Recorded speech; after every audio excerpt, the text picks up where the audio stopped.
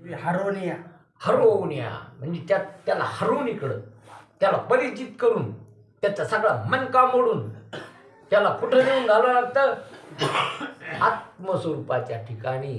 म्हणून इथं रजगुण आणि तमगुण, रजगुणात असलं मन की तमगुणीत येतं, तमगुणातलं पुन्हा रजगुणात जातं, पण सत्वगुणात त्याला प्रयत्नाने न्यावं लागतं. इथं काय करावं लागतं? प्रयत्न. बघा तुम्हाला लग्नामध्ये हार घाला असं कोणी म्हणलं का? आमच्या काळात काय घाला? हार घाला. माळ घाला असा म्हणावं लागत. काय घाला?